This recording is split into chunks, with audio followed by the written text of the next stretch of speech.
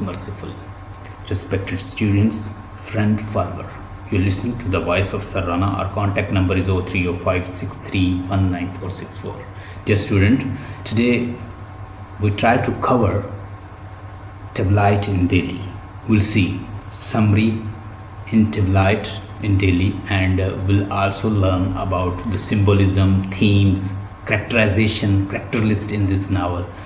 This novel shows before colonial period and after colonization, because as we are studying about colonial literature and post-colonial literature, you know that we have studied in the form of Heart of Darkness, Shinova HP, Things Fall Apart.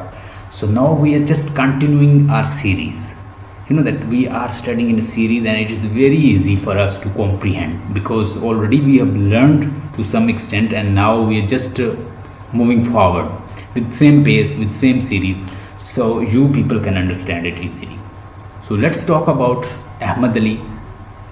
Ahmad, please write it down. You've got a notebook, write down these points, because these points are very useful for you. These are not available in your book. Ahmad Ali, he was born in Delhi. He was a poet, he was a novelist. Please write it down. He was a poet, he was a critic, he was a short story writer, and he was a novelist. Even he has got excellence award in Pakistan as well. So he is a Pakistani writer. You will be very happy. Your own writer, I mean to say, he belongs to Pakistan. So he born in 1910, got education from Aligarh University. He was born in Delhi 1910, 1910 में पैदा हुए, और 1994 में इनकी कराची के अंदर death हुई है. He has seen before colonial period, after colonial period और ड्यूरिंग द कॉलोनियल पीरियड भी इन्होंने देखा है. और जो सेटिंग इसने दी है, आपको सेटिंग दिखाई है दिल्ली की, वो आपको ले जाता है लेट उस एरा के अंदर जब आपके कंट्री स्पेशली इंडिया सब कॉन्टिनेंट के अंदर मौजूद थी. जो फाइट हुई थी, आपको पता होगा कि अंग्रेज़ों के साथ एक फ़ाइट लड़ी गई थी. ठीक है, उस फाइट को मुस्लिम जो है वो अंग्रेज़ों से हार जाते हैं. 1857 में एक वार हुई थी, और वो इंग्लिश पीपल और मुस्लिम्स और सब कॉन्टिनेंट के जो हिंदू थे, इन्होंने मिलके एक लड़ी थी. लेकिन ये रिवॉल्ट थी, एक फाइट थी, लेकिन वो एक वेल मैनेज नहीं थी, तो इसलिए ये हार गए थे. तो इसके अंदर आपको उसने सेटिंग दिखाई है 1911 यानी 1911 की भी आपको वो ड्यूरेशन भी कुछ दिखाया है. तो आपको उस ड्यूरेशन में ले जाता है. दिल्ली की सेटिंग उसने दिखाई है. 1857 की वार का कुछ पीरियड दिखाया है. मुग़ल एम्परर्स के बारे में कुछ आपको रेफरेंस दिए है कि उस वक्त क्या नॉस्टैल्जिया में भी लेके जाता है. तो राइटर आपको इस तरह की पॉइंट्स जो हैं वो बताता है. पोएट है, क्रिटिक है, नावलिस्ट है और शॉर्ट स्टोरी राइटर है, और अवार्ड भी पाकिस्तान में इसने जीता है. पॉइंट साथ साथ लिखती जाएं. इसका पहला जो नावल है वो इसने लिखा था 1932 में, अंगारी. उसके बाद इसने लिखा आवर लैंड, आवर स्ट्रीट, जैसे हमारी गली, 1939 में इसने लिखा. ठीक है. उसके बाद इसका वर्क है 1942 में इसने लिखा है prisoner house, the prisoner house. तो डेफिनेटली प्रिजनर हाउस तो वो एक कॉलोनियल पीरियड से रिलेटेड ही दिखाएगा. बिफोर डेथ इसने लिखा है 1945 में, और जो अभी हम पढ़ने जा रहे हैं नाम है टिबलाइट इन दिल्ली. 1940 में लिखा, तो बड़ी कोशिश की इसको पब्लिश करवाने की, इसको डिसएमिनेशन की कोशिश की, इसकी प्रोपोगेशन की कोशिश की, लेकिन नाकाम रहा. चूँकि इसके बैकग्राउंड में उसने कॉलोनियल पीरियड, कॉलोनियलिज्म को उसने रखा है, एम्पीरियलिस्ट को उसने पीछे रखा था, तो वो English people they are very intelligent, you know that, उन्होंने इसे पब्लिश नहीं होने दिया. 1947 के बाद जब पाकिस्तान इंडिया आज़ाद हुआ, तो फिर इसको प्रॉपर इसको एक फेम मिली है. Anyhow, he has written well, his work is very good. तो इसके अंदर मुस्लिम कल्चर का डाउनफॉल दिखाएगा. साथ साथ पॉइंट्स लिखती जाएं आपको, ताकि later it will be easy to explain it. Muslim civilisation का एक क्रम्बलिंग डाउन की सिचुएशन है. मुस्लिम सिविलाइजेशन कैसे डाउनफॉल का शिकार हुई है. मुस्लिम जो है वो कल्चर को कैसे एम्ब्रेस किया है मुस्लिम बच्चों ने, और कैसे वो उसके अंदर सरायत कर चुका है मुस्लिम सिविलाइजेशन के अंदर, मुस्लिम कल्चर के अंदर कैसे वो मिस्ट्रेस और गर्लफ्रेंड का कंसेप्ट आ चुका है। जो फादर मीर नहाल है वो भी अपनी एक मिस्ट्रेस रखे हुए है, और जबकि मिस्ट्रेस मीन कोई तवाइफ, कोई प्रोस्टिट्यूट, उसके साथ उसका रिलेशन है। और जब हम मज़ीद देखते हैं तो हमें पता चलता है कि उसका बेटा जो असगर है वो भी किसी से, मुश्तरी बाई जो है प्रोस्टिट्यूट है, उसके साथ उसका, वो उसकी मिस्ट्रेस है और उसके साथ वो उसकी बिलवर्ड है, उसके साथ भी रिलेशन है, और बिल्कीस से भी शादी करना चाहता है, जिसे अल्टीमेटली वो हासिल कर लेता है। बिल्कीस की डेथ के बाद उसकी ज़ुहरा जो सिस्टर होती है उसे भी अप्रोच करने की कोशिश करता है, उसके साथ भी रिलेशन बना लेता है, लेकिन उसके पेरेंट्स नहीं मानते, क्योंकि पहले वो जो सलूक करते हैं उसके बिल्कीस के साथ, तो वो उससे मज़ीद यानी उससे रिश्ता नहीं करते उसके पेरेंट्स, उसकी शादी कहीं और हो जाती। तो मुस्लिम डाउनफॉल दिखाया गया है, मुस्लिम कल्चर का डाउनफॉल दिखाया गया है। जब इंपीरियलिस्ट आते हैं तो सबसे पहले किसके ऊपर हमला करते हैं, कैसे वो डिस्ट्रॉय करते हैं कल्चर को, वो आपको दिखाया गया है। हमने W.B. Yeats, the vision bye W.B. Yeats की जो बुक को हमने डिस्कस किया था थिंग्स फॉल अपार्ट के अंदर, कि जब भी कोई हमला करता है, कोई फॉरेनर कोई हमला करता है, या किसी सिविलाइजेशन को, किसी एक एस्टेब्लिश अथॉरिटी को डिस्ट्रॉय किया जाता है, तो उसके लिए सबसे पहले दो फैक्टर होते हैं। एक तो एस्टेब्लिश जो अंदर सिविलाइजेशन होती है, और एक जो होती है जो अपना सर उठा रही होती है लेकिन वो उसे दूसरी ताकत कुचल रही होती है। तो जो हमेशा सर उठाने वाली ताकत होती है वो कोशिश करती है बैरूनी ताकत का इंतजार करती है। तो यहाँ पे बैरूनी ताकत कौन, हम यहाँ पे भी डिस्कस करेंगे द विजन को। हमें ये फायदा होगा जो हमने पीछे आइडियाज लिए हैं वो हम इसमें डिस्कस कर सकेंगे। तो वो जो ऊपर उठती हुई पावर होती है, जो दबाई होती है डोमिनेटेड पावर ने, वो उनको क्या करते हैं, वो फिर हेल्प लेते हैं। एक्सटीरियर जो फोर्सेस होती हैं, इंटीरियर फोर्सेस जो सर उठा रही होती हैं, उनको हेल्प आउट करते हैं ताकि वो जो एस्टेब्लिश सिविलाइजेशन है या कोई पावर है उसको डिस्ट्रॉय कर दे। ये आपको W.B. Yeats ने बताया। ये आपको किसने बताया? हाँ जी, बोलिए बोलिए, सुन रहा हूं।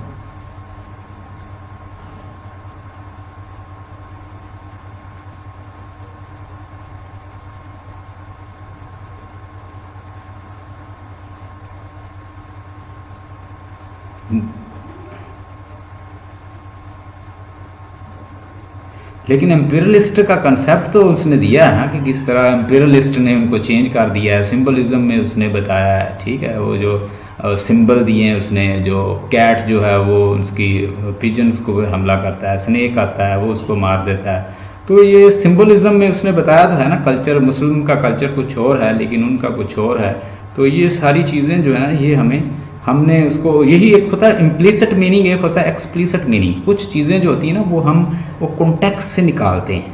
तो हम तो निकाल सकते हैं ना बतौर रीडर। हाँ जी, या थीम के अंदर ये डिस्कस होंगे, ये मैं सारी चीज़ें आपको अभी डिस्कस करता जाता हूँ, आप नोट करती जाए ना ये चीज़।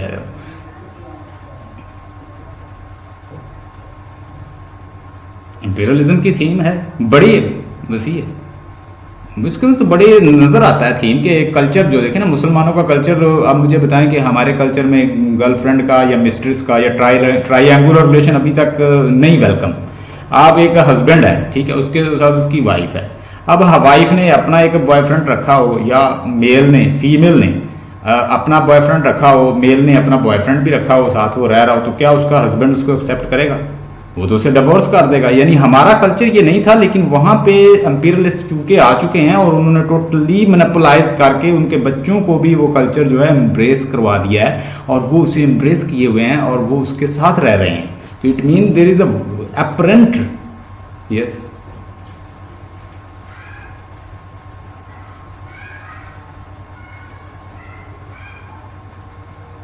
यस, वो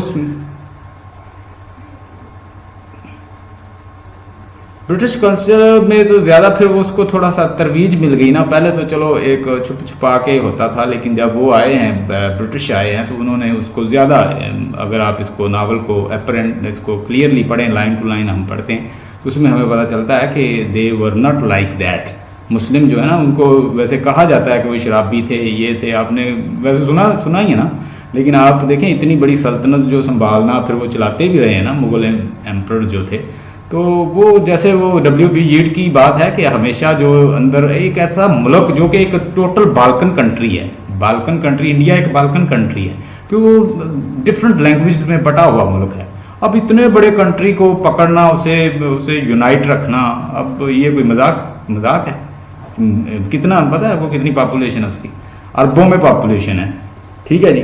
अब इतना बड़ा कंट्री, उसको पकड़ना, उसको होल्ड करना, और मुस्लिम ने कितने साल उस पर हुकूमत कर गए, और फिर भी हम कहते हैं कि वो जी आज हमें कोई हुकूमत करके दिखाए ना जरा। अमेरिका जैसे बड़े बड़े कंट्री जो हैं, हमने तो सुना है, देखिए हमने सुना हुआ है। ये हमारे एक सर थे, उन्होंने बड़ा डिटेल स्टडी किया हुआ, तो उन्होंने मुझे एक दिन बताया कि ये मैं अप्रूव कर रहा हूँ फौजिया, उन्होंने मुझे बताया कि ये कहा जाता है कि वो नाकाम रहे, लेकिन वो नाकाम नहीं थे, वो उस वक्त कामयाब थे। लेकिन जो जैसे WB जीट ने कहा कि एक अंदर की पावर होती है, अब वो थे भी सारे हिंदू जिनको कंट्रोल किए हुए थे, मैक्सिमम तो हिंदू ही थे ना।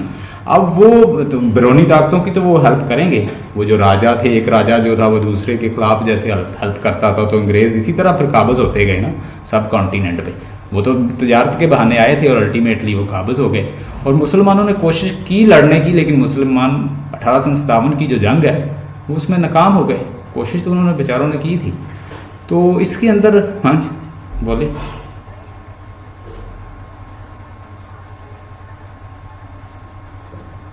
यही तो मैं कह रहा हूं कि इतनी बड़ी सारी, ये तो हमने लोगों देखो,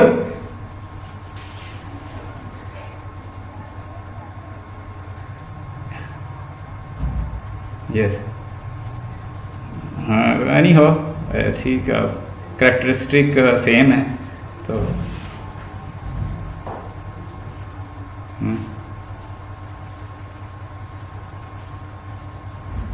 यस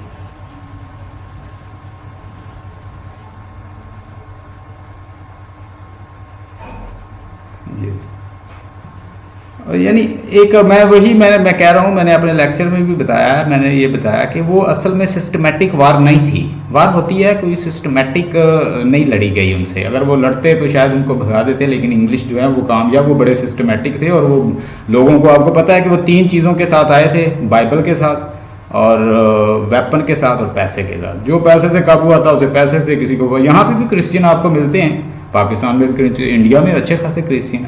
तो अब उन्होंने प्रोपोगेट, रिलीजन को भी प्रोपोगेट किया अपने। अच्छा जी, आगे ये पॉइंट लिखती जाए। ट्राइंगुलर रिलेशन इसके अंदर मिलता है। असगर का रिलेशन है जैसे एक मुश्तरी बाई के साथ, ठीक है, उसने, और वो बल्कीस से भी मोहब्बत करता है, उसकी वाइफ भी है। अब ये एक ट्राइंगुलर रिलेशन है जब वो यस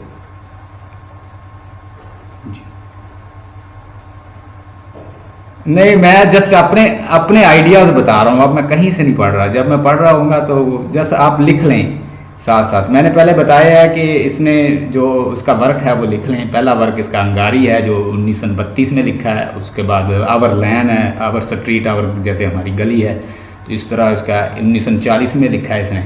फिर इसने लिखा है प्रिजनर हाउस 1942 में, बिफोर डेथ इसने 1945 में लिखा है।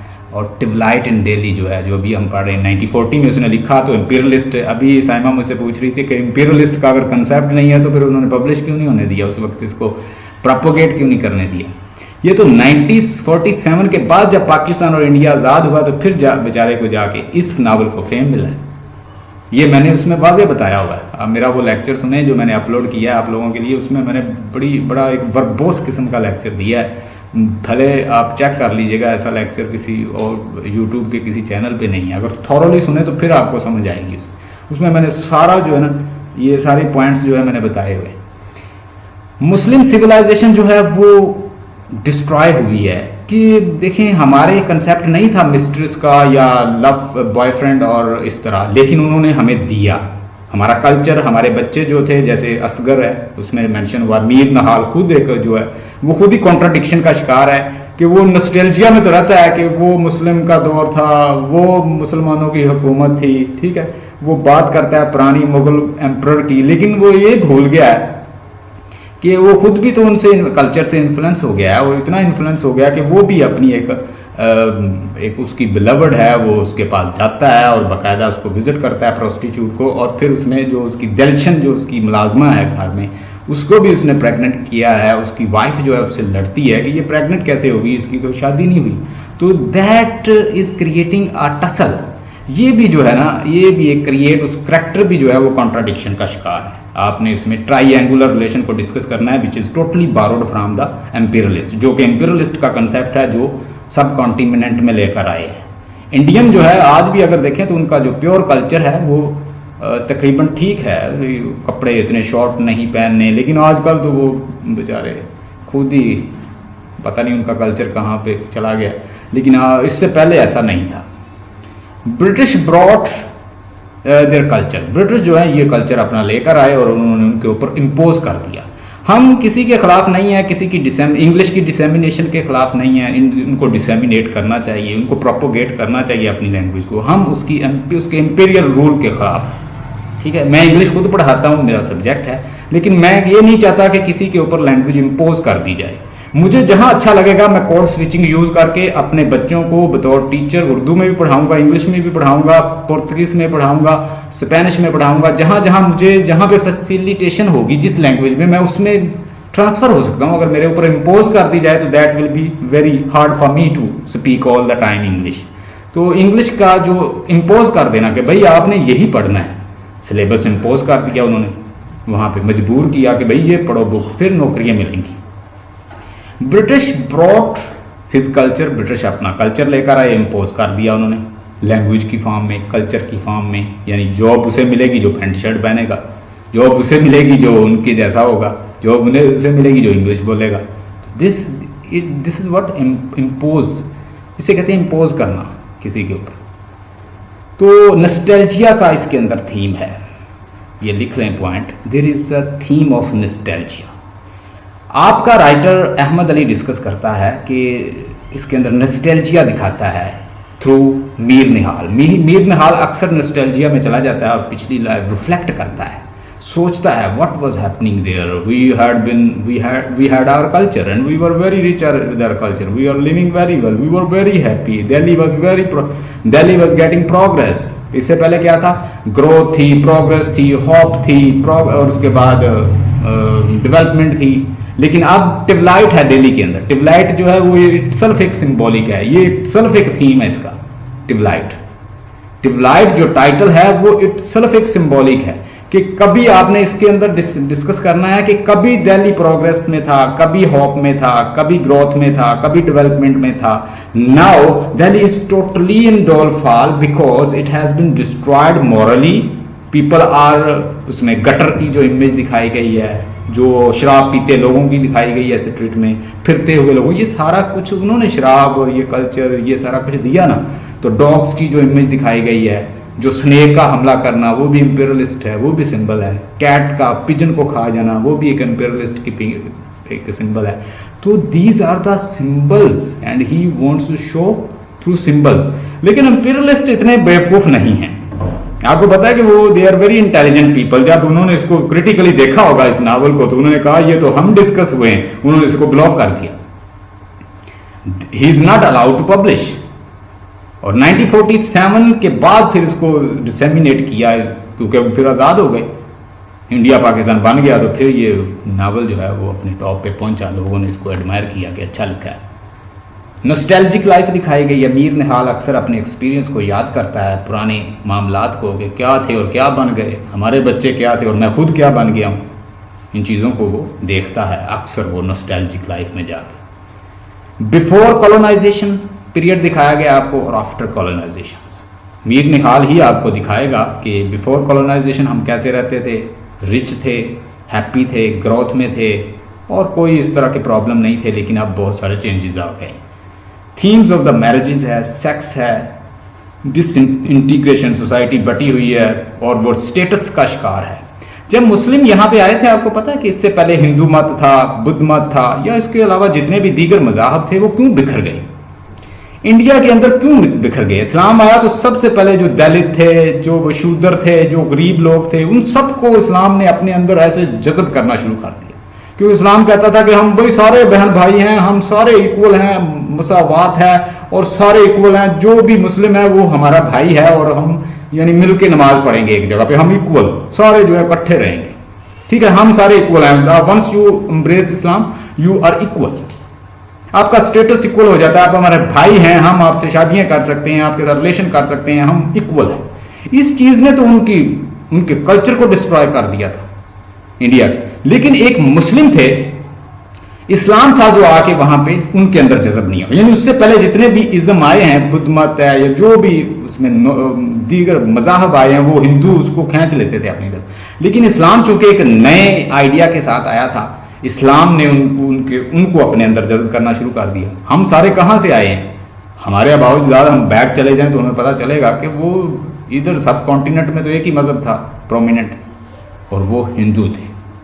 ठीक है, तो अब वहां से सारे निकले, चूंकि इस्लाम ने उनको इन्फ्लुएंस किया और इस्लाम ने वो हमारे जो बाउजदाद हैं वो इन्फ्लुएंस्ड होकर वो उन्होंने इस्लाम कबूल कर लिया। और उससे पहले जितने भी मजहब आए हैं वहां पे वो वहां पे नहीं चल सके। बिफोर कॉलोनाइजेशन पीरियड, आफ्टर, और इसके अंदर डिसइंटीग्रेशन दिखाया गया, एलिनेशन का थीम है कि दूर दूर एक दूसरे से दूरी दिखाई गई है। आप देखेंगे कि जब सबसे पहले बल्कीस का जिक्र करता है असगर आके कि भाई मुझे प्यार है और मुझे बल्कीस बहुत अच्छी लगती है, I want to get married, उसका फादर नहीं मान रहा, मदर भी डर रही है। फिर अल्टीमेटली वो भोपाल में, उसकी दिल्ली के करीब एक जगह है, वहां पे उसकी सिस्टर की शादी हुई है, तो वो उससे बेगम वहीद, वो बेगम वहीद अपनी एल्डर सिस्टर की हेल्प लेता है, उसे बुलाता है, कहता मैं खुदकुशी कर लूंगा अगर मुझे बल्कीस ना मिली, मुझे बल्कीस चाहिए। तो वो फिर ये दलशन जो उनकी है एक मुलाजमा, वो सुन लेती है और वो उसकी सिस्टर इन लॉ को बता देती है अल्टीमेटली बात। तो सिस्टर इन लॉ मशवरा देती है कि मीर नहाल अगर ना भी राजी हुआ तो तब भी शादी हो जाएगी, इसे परेशान नहीं होना चाहिए असगर। उसके बाद फुल ऑफ सिंबलिज्म है जी इसके अंदर। प्रोस्टिट्यूशन का कंसेप्ट है, जो कि बाप भी विजिट करता है प्रोस्टिट्यूशन को और बेटा भी उसको विजिट करता है। It mean they are totally assimilating themselves with such kind of culture. Gender conflict दिखाया गया है, नॉस्टैल्जिया दिखाया गया है, और फॉल है इसमें। ओल्ड और न्यू आइडियाज जो हैं उनके दरमियान दिखाया गया है कि ये कॉन्फ्लिक्शन है, जैसे ओल्ड और न्यू आइडिया की। बाप जो है वो पुराने आइडियाज में रहना चाहता है, ठीक है, नॉस्टैल्जिक लाइफ में। बेटा जो है वो कहता है नहीं, चेंजेस होनी चाहिए, अब सारे लोग इक्वल हैं, मॉडर्न हो चुके हैं, कोई बड़ा छोटा नहीं होता। लेकिन वो कहता है ये हमारे स्टेटस की नहीं है मीर नहाल, तो he should not get married because Balqis does not belong to our strata, हमारे स्टेटस से ताल्लुक नहीं रखती बल्कीस।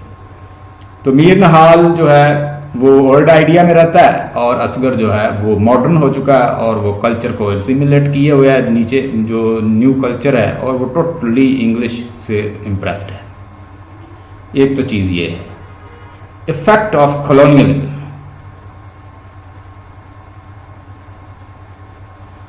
क्लास डिफरेंस मतलब क्या कह रही है, कैसे?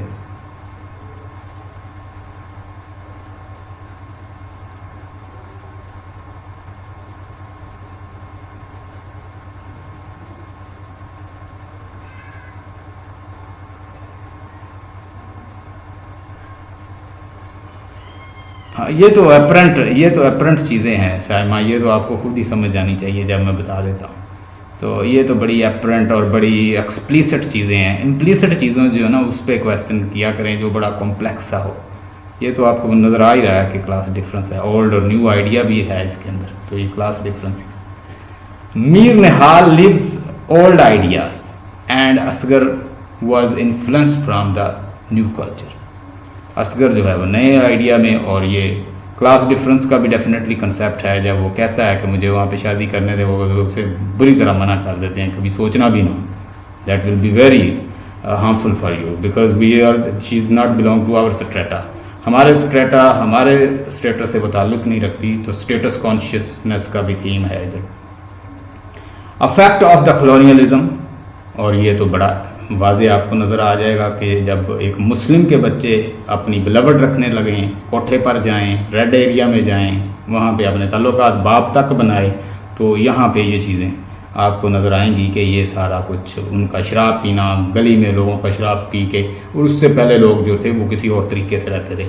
जब भी कोई इंट्रूडर आते हैं या फॉरनर आते हैं या वो किसी भी फॉर्म में हमला करके आते हैं तो वो बहुत सारे तबाह बर्बाद करते हैं, ठीक है। वहाँ पे इज्जतें महफूज नहीं रहती, ऑनर महफूज नहीं रहती, चार दीवारी का तकद्दुस कमाल होता है वो, जब आपको कोई बंदा हमला करके जीत लेता है ना, तो आप you are totally slave in the hand of the imperialist.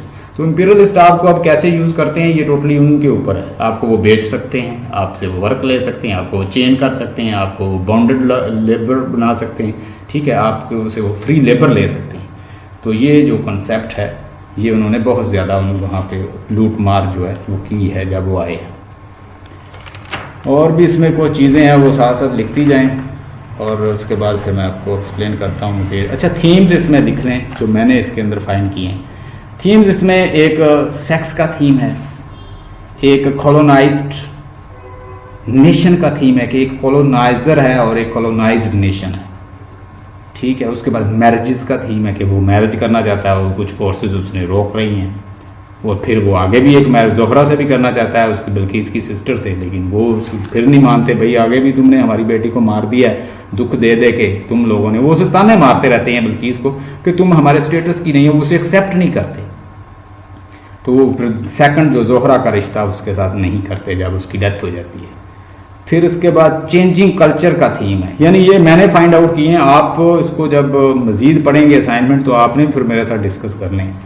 Changing culture का थीम है, क्लास या स्टेटस कॉन्शियसनेस का थीम है, उसके बाद नस्टैल्जिया का थीम है, ठीक है। डिसइंटीग्रेशन, बिखरी हुई है सोसाइटी, देखें बेटा किस तरफ है, बाप किस तरफ फिर रहा है, ठीक है, और दूसरे जो रिलेटिव्स हैं वो किस तरफ हैं, और ये सारी चीज़ें जो है ना ऐसे बिखरी हुई नज़र आती है, इसे कहते हैं डिसइंटीग्रेशन, इंटीग्रेशन नहीं है कोई। और उसके बाद सोशल जो है वो कॉन्फ्लिक्ट आपको नज़र आएगी, सोशल कॉन्फ्लिक्ट भी है इसके अंदर, एम्पीरियलिज्म भी है, ये सारी चीज़ें जो हैं। इसलिए कोई बंदा ये कहे कि एम्पीरियलिज्म का तो इतना इफेक्ट हुआ कि इसको पब्लिश नहीं होने दिया उन्होंने, इसको उन्होंने प्रोपोगेट नहीं करने दिया, क्योंकि एम्पीरियलिस्ट जो थे वो देखते थे। हाँ जी जी,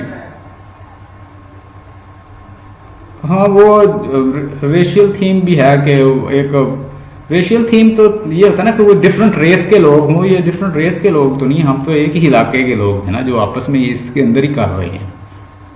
वो तो डिफरेंट अगर कंट्री के हो ना, अगर इंग्लिश के साथ ये नावल बना होता कि इंग्लिश जो है वो रिश्ते नहीं कर रहे हमारे साथ, या वो हमें लाइक नहीं करते, काम नहीं करने देते, और वो चीज़ें तो उसने इतनी डिस्कस नहीं की उसने, यानी ये चीज़ इसमें नहीं आ सकती। रेस जो होती है वो और उसने बैकग्राउंड में ये बताया कि इन्होंने हमारे कल्चर के ऊपर ना अफेक्ट किया है कि हम लोगों ने इनसे इम्प्रेस हो गए हैं। वो तो एक अपरेंट चीज़ हमें आज भी नज़र आती है।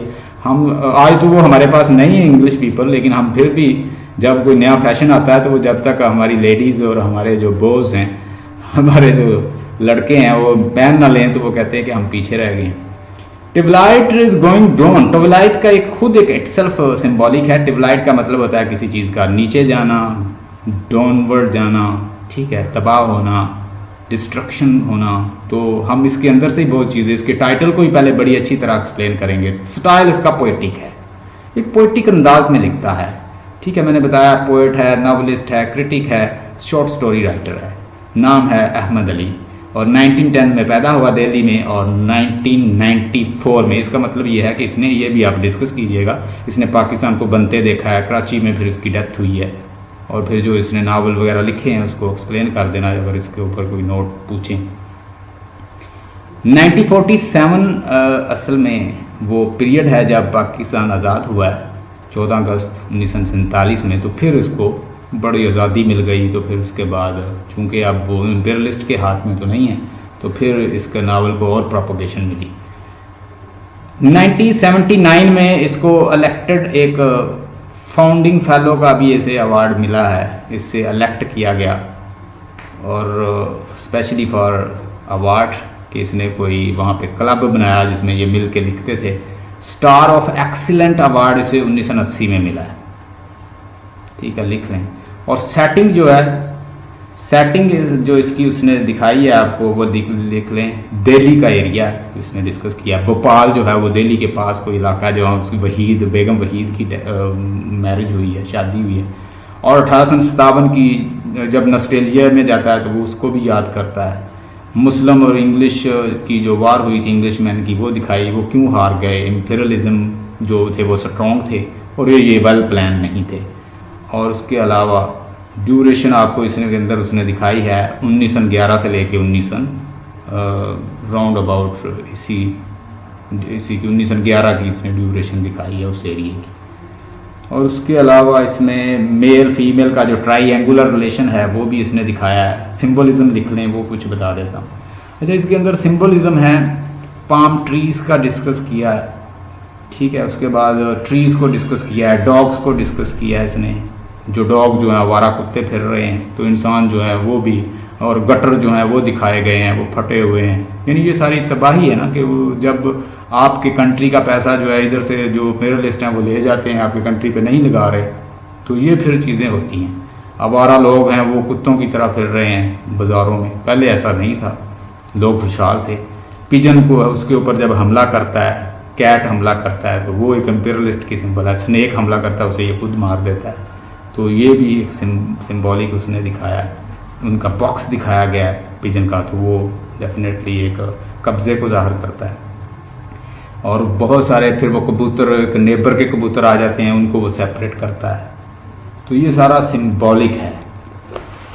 आगे ज़रा लिखें समरी, अब हम इसकी डिस्कस करते हैं। करैक्टराइजेशन मैं ज़रा बता दूं, फिर मैं उधर से भी समरी आपको पढ़ कर बताता हूँ। करैक्टराइजेशन, पहला करैक्टर है इसमें मीर निहाल का, लिख लें। मीर निहाल जो है वो एक नॉस्टैल्जिक पर्सन है। He lives in nostalgia. He used to remember the old thing and used to think happy and remain happy in a nostalgic life, while he is himself in a contradiction, a center of contradiction. How? Because he remembers the old ideals, but at the same time he is also having a mistress. लेकिन उसने खुद भी एक mistress बनाई हुई है और वो उसको बाकायदा विजिट करता है, बबन जान। नाम लिख लें, नाम है उसका बबन जान। ये मिस्ट्रेस है उसके फादर की, ठीक है। वो उसके पास अक्सर जाता है और अपना दिल बहलाने के लिए जाता है। अच्छा, इसकी एक और मिस्ट्रेस है, उसका नाम है दलशन। अब दलशन जो है ये she was also pregnant and he was having a relation with, she is a maid servant and she is working in Mir Nihal home, and when she was pregnant his wife, she was making hue and cry. What happened? Even she fought with Mir Nihal. What did you do? You are not good person. उसके बाद असगर सन, असगर का जो सन है, इसका मीर निहाल का जो बेटा है उसका नाम है असगर। अब असगर जो है ये भी इसने ये प्यार करता है बिल्कीस से, और at the same time he is moving, he is also visiting to Mushtari Bai, और मुश्तरी बाई के पास ये जाता है, वो भी इससे प्यार करती है, प्रोस्टिट्यूट है, और वो उसके पास अक्सर अपना दिल बहलाने के लिए जाता है, और ये साथ अपने फ्रेंड को भी ले जाता है। और उसके फ्रेंड के थ्रू पता चलता है कि ये बिल्कीस से शादी कर रहा है, तो उससे वो बड़ा गुस्सा होती है कि प्यार वो मुझसे करता है और शादी बिल्कीस से कर रहा है, इट्स वेरी रॉन्ग। हबीबुद्दीन जो है वो उसका बड़ा बेटा है मीर निहाल का, और ये अक्सर बीमार रहता है, उसकी डेथ भी हो जाती है। बेगम वहीद जो है वो एल्डर सिस्टर है असगर की, और ये भोपाल में इसकी शादी हुई है, दिल्ली के पास एरिया है। बल्कीस बिलव्ड है, बिलव्ड वाइफ है, और ये प्यार करता है असगर, पहली नज़र में इससे प्यार हो जाता है, बड़ी गुड लुकिंग है, खूबसूरत है, और वो इससे शादी करना चाहता है। उसके लिए वो बड़ा ह्यू एंड क्राई करता है और बड़ी मुश्किल से उसे हासिल करता है। इवन अपनी सिस्टर जो बेगम वहीद है उसको बुलाता है, मदर को कन्विंस करता है, और अल्टीमेटली बड़ी मुश्किल से अपने फादर को एग्री करता है। और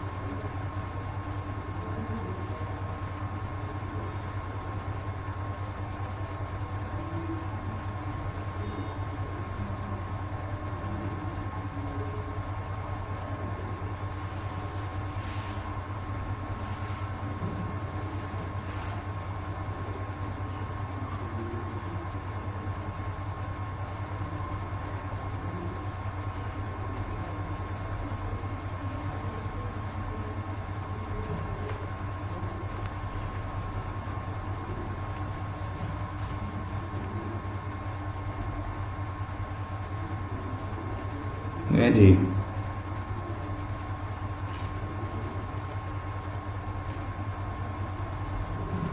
जी यू आर ऑल है, you are all here, come. Mike अपने काइंडली ऑफ कर दें। यस जी, फौजिया आप आ गई हैं। Fauzia is over here. Fauzia चलें जी, साथ साथ ये करैक्टर लिख लें, करैक्टराइजेशन अगर याद होगी तो। हाँ जी, बल्कीस जो है वो वाइफ है असगर की और बड़ी कोशिश करता है, उसे देखता है, उससे मुतासर हो जाता है और ये दिल फेंक इंसान भी है कि जो सबसे वो पहले मुश्तरी बाई के पास जाता है। मुश्तरी बाई को पता चलता है कि उसके दोस्त से कि ये प्यार तो मुझसे करता है और ये शादी बल्कीस से कर रहा है, it is not good, even कि वो उसको क्रिटिसाइज़ करती है, लेकिन यानी हो वो उसको बाद में भी विज़िट करता रहता है। बबन जान जो है ये मिस्ट्रेस है उसके फादर की, और जब वो परेशान होता है उसका फादर तो वो अक्सर बबन जान के पास जाता है जिसके साथ वो अपने फिज़िकल रिलेशन और सेक्सुअल रिलेशन बनाए हुए। मुश्तरी बाई का करैक्टर जो है वो मिस्ट्रेस है असगर की, वो अक्सर उसके पास अपने दोस्त के साथ मिल के जाता है। और पिजन जो है, कैट जो है, स्नेक जो है, और उसके बाद बॉक्स जो पिजन का बॉक्स है, डॉग्स और ढक्कन जो है गटर के खुले हुए गलियों में, ये सारे जो हैं ये सारी सिंबलिज्म है, ये कंडीशन है उस वक़्त के दिल्ली जो वो दिखाता है आपको कि ब्लाइट जो है वो इटसेल्फ एक सिंबल है, ठीक है, वो एक इटसेल्फ एक करैक्टर है जो हमें वो टाइटल की फॉर्म में मिलता है, और टाइटल खुद एक रिप्रेजेंट करता है करैक्टर को कि किसी चीज़ का डिके होना, किसी चीज़ का गो डाउन जाना, किसी चीज़ का तबाह होना, किसी चीज़ का डाउनफॉल होना, किसी चीज़ का with the passage of time नीचे आना। तो नीचे कैसे आया है? एम्पीरियलिस्ट की वजह से आया है। एम्पीरियलिस्ट ने वहाँ पे क्या किया, आके तबाह व बर्बाद कर दिया उनको। हबीबुद्दीन जो है वो उसका बेटा है मीर निहाल का बड़ा। मीर निहाल की एक और मिस्ट्रेस है, नाम है उसका, लिख लें, दलशन। दलशन जो है वो उसकी बिलवड है और वो उसके साथ भी ताल्लुक़ बनाए हुए है। इसका मतलब है कि दो हैं उसकी मिस्ट्रेस। कोई बंदा मिस है हम में से? मैं कर तो रहा हूँ, एक्सेप्ट हो नहीं रहा, आगे इसका, ठीक है जी। 3 आर प्रेजेंट। अच्छा, समरी इसकी ज़रा सुन लीजिए, उसके बाद मैंने आपको सेंड भी की हुई है समरी, वो भी आपने पढ़नी है। आप ज़रा देखें कि स्टोरी शुरू होती है बेगम मीर निहाल बच्चों के साथ, एक नेफ्यू है उनका और उसका मीर निहाल का, और उसके जो बच्चे हैं वो बैठे हुए हैं और उनको वो स्टोरी सुना रही है। स्टोरी सुना रही है, वो कहती है कि चूंकि आपने आप स्टोरी सुन ली है मुझसे, आप ऐसा करें कि आप मीर निहाल के आने का टाइम हो गया, आप चले जाएँ, जाके सो जाएँ। तो मीर निहाल जैसे ही आता है तो उस ऊपर वो अपनी बेगम से वो बातचीत करता है, तो उसे पता चलता है कि ऊपर जो है ना वो कुछ उसे हलचल महसूस होती है छत के ऊपर। तो छत पे जाता है तो वहाँ पे देखता है कि जो पिजन जो है वो उसको स्नेक जो है, वहाँ पे स्नेक है तो वो उसे पकड़ के मार देता है। अल्टीमेटली वो अपने पिजन्स को बचाता है। पिजन से वो बहुत मोहब्बत करता है और उसने बॉक्स रखा है, उसके अंदर पिजन बहुत सारे हैं। और इन लेटर ये भी होता है कि कुछ पिजन जो हैं वो नेबर से आ जाते हैं, वो उनको सेपरेट भी कर देता है, यानी वो पिजन को बड़ा एक तरतीब से रखता है। उसके बाद हम देखते हैं कि इसमें असगर है। असगर ने अपना ताल्लुक़ बनाया हुआ है मुश्तरी बाई से और उसको अक्सर अपने दोस्त के साथ विज़िट करता है। और एक दिन अचानक उसकी नज़र पड़ती है बल्कीस के ऊपर। बल्कीस को वो जैसे ही देखता है बल्कीस का दीवाना हो जाता है और वो कहता है कि वो बल्कीस को हर सूरत हासिल करेगा। उधर मुश्तरी बाई को ये पता चलता है उसके फ्रेंड के थ्रू कि वो बल्कीस का दीवाना हो गया और बल्कीस की बातें करता है और वो चाह रहा है कि वो उससे शादी करे। वो उससे सख्त गुस्सा होती है और अब असगर जो है वो प्लान बना रहा है कि हो he is going to get Balqis. Balqis चूँकि स्टेटस में छोटी है और ये स्टेटस में बड़ा है और ये स्टेटस कॉन्शियस भी लोग हैं, और इस तरह वो भोपाल में उसकी जो बड़ी एल्डर सिस्टर है बेगम वहीद की वहाँ शादी हुई है, तो वो उसकी हेल्प लेता है।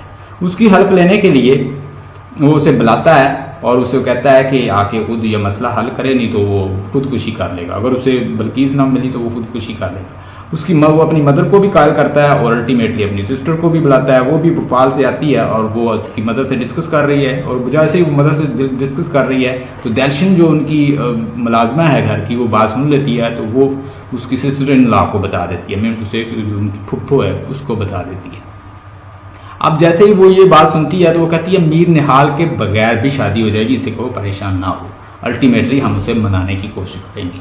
तो इस तरह बड़ी मुश्किल से हमने देखा कि मीर निहाल को कन्विंस किया जाता है, अल्टीमेटली उसकी शादी हो जाती थी। जब उसकी शादी होती है तो वो उसके पेरेंट्स को और बिल्किस को बुरी तरह ट्रीट करते हैं। अल्टीमेटली ये एक अलहदा घर लेने के काबिल हो जाता है और बिल्किस को साइड पे रखता है। तो जब कुछ देर के बाद हम देखते हैं कि उनका टाइम अच्छा गुजरता है, अल्टीमेटली बिल्किस की डेथ हो जाती है और एक बच्चा भी है। अब उस बच्चे की परवरिश के लिए ज़ोहरा जो उसकी छोटी सिस्टर है वो इसका साथ देती है, उसका आना जाना इसके साथ हो जाता है असगर के साथ। अब असगर जो है पहले तो वो इतनी इंटरेस्ट शो नहीं करता, फिर ज़ोहरा की तरफ मायल होता है, ज़ोहरा के साथ ताल्लुक़ भी बना लेता है। लेकिन जब वो रिश्ते के लिए बात करता है तो बिल्किस के जो पेरेंट्स होते हैं वो नहीं मानते, क्योंकि उन्होंने बड़ा बिटरली ट्रीट किया होता है उनकी बड़ी बेटी को बिल्किस को, जिसकी अल्टीमेटली फिर डेथ हो गई बेचारी। तो इसलिए ज़ोहरा की अब किसी और जगह पे शादी हो गई है। और दूसरी साइड पे हम देखते हैं मीर निहाल जो है वो भी परेशान पड़ा हुआ है और घर भी जो जैसे डाउनफॉल का शिकार है और वो अपने आप को अंदर बंद किए हुए है और मौत के दिन गिन रहा है। और ये जो असगर है ये यूज टू मुश्तरी बाई के पास अब आना जाना इसका शुरू है। अब ये ऐसे ज़िंदगी गुजार रहे हैं। टोटल जो इनका घर है अब 6 और 7 में है। मीर निहाल अपनी मौत के दिन गिन रहा है अंदर बैठा, और जो असगर है वो अल्टीमेटली मुश्तरी बाई के और इस तरह की जो प्रोस्टिट्यूट हैं वहाँ पे जाके गुजारा करता है। तो ये है जी ओवरऑल इसका डाउनफॉल दिखाया गया। ये आप अगर अपनी निकालें ये असाइनमेंट तो इसमें आपको वाज़े मज़ीद पॉइंट मिलेंगे, वो ज़रा निकालिएगा। ये साइमा जो है अटेंड नहीं हो रही, मैं कर रहा हूँ एक्सेप्ट। ये असाइनमेंट निकालिएगा, असाइनमेंट ओपन करें, यहाँ से हम कुछ चीज़ें देखते हैं। Tubelight in Delhi, the story is about the family Indian Muslim culture Mir Nihal's family. ठीक है जी, पहली स्लाइड मैंने अभी खोली है। मैं सैमा को एक्सेप्ट कर रहा हूँ, सैमा इधर मौजूद है।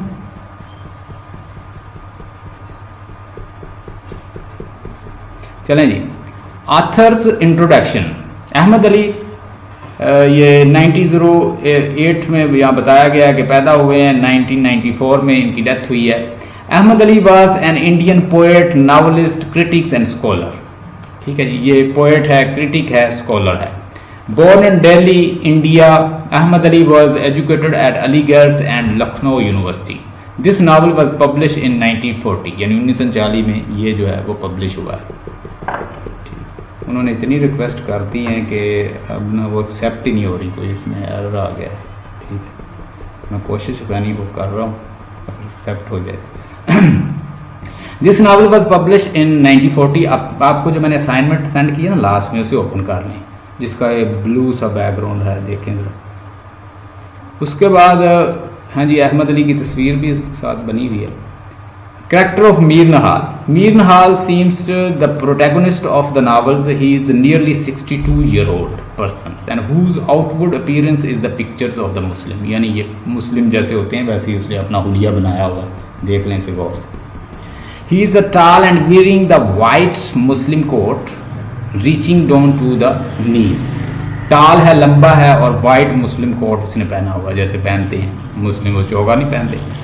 Mir Nihal struggle to protect the new generations from the disastrous effect of the colonialism on the culture. अब देखें ये जो कैरेक्टर है खुद एक कॉन्ट्राडिक्शन का शिकार है और ये खुद दूसरों को बचाना चाहता है, जब ये खुद नहीं बचा, उनके कल्चर से खुद भी इन्फ्लुएंस।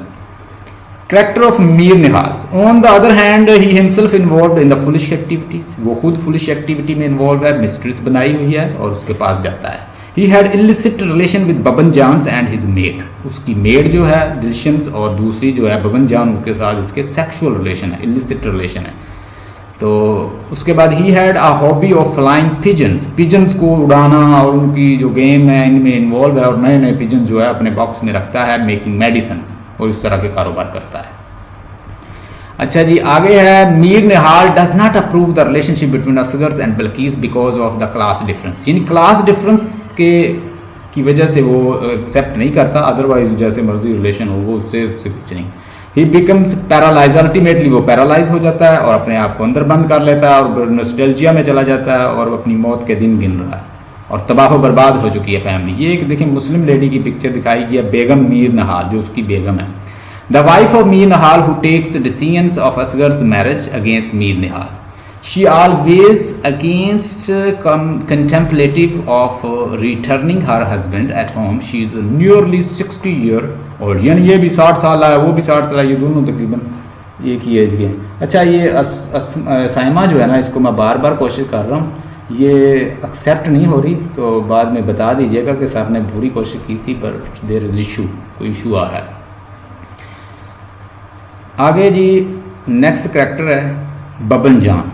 बबन जान को ज़रा गौर से देखें, ये एक ऐसा एक पिक्चर है जो आम जो कोठे पर होती हैं औरतें, प्रोस्टिट्यूट, नाचती हैं गाती हैं, उनके साथ अमीर लोग जो हैं वो रिलेशन बनाते हैं। तो बबन जान जो है, Babban Jaan is the most important personality in Mir Nihal's life. She is the love of Mir Nihal and Mir Nihal buys her a house to live there. उसके लिए उसने अलहदा से घर खरीदा है, वो उसको रखता है वहाँ पे, उसके पास जाया करता है, एक इलेजिटिमेट रिलेशन जो है वो बिल्ड किए हुए है। She is a prostitute and her death causes the loneliness of, जब उसकी डेथ होती है तो वो बड़ा परेशान रहता है क्योंकि अब वो वक्त किसी के साथ स्पेंड करे। असगर जो है वो एक यूथ है और सन ऑफ मीर निहाल है। Asghar loves of English culture, he tries to go against the norms of his family, he gets married with his beloved Bilqis and start living in the foreign lifestyle. After marriage problem between Asghar and Bilqis led due to the unattention towards Bilqis, and Bilqis suffers in her heart and ultimately force her to die. अब ये क्या होता है कि चूंकि असगर को बहुत सारा और भी काम है, ये एक्स्ट्रा मैरिटल रिलेशन भी बनाए हुए है, इधर उधर भी फिरता है और इन्फ्लुएंस्ड है कल्चर से अंग्रेज़ों के, और इसकी वजह से बल्कीस जो है वो वैसे भी एक तो क्लास डिफरेंस, स्टेटस कॉन्शियस और इस तरह की परेशानियों से बीमार होकर अल्टीमेटली उसकी डेथ हो जाती है।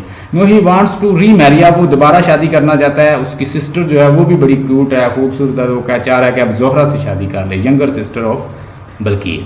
ही also had a secret dancing girls to give him a satisfactions and pleasures. He was in love with 3 times.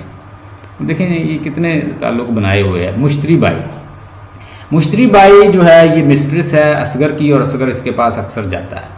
Mushtari Bai is also the most important personality in Asgar's life and she is the first love of Asgar. She is the secret dancing prostitute girl and she uses many tricks to give pleasures and satisfaction to Asghar.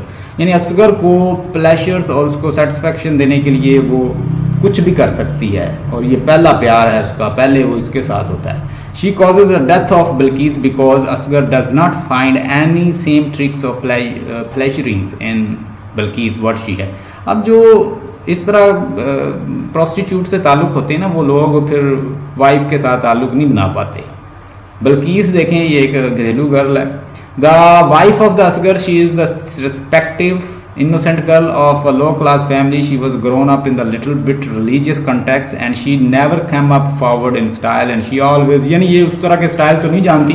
एक घरेलू girl है तो एक घरेलू और दूसरी girl में बड़ा फ़र्क होता है, तो वो चूंकि उससे इंस्पायर्ड है तो वो हमेशा उसकी तरफ इंक्लिनेशन रखता है और ये बेचारी बड़ी डिस्टर्ब रहती है और अल्टीमेटली इसकी डेथ हो जाती है।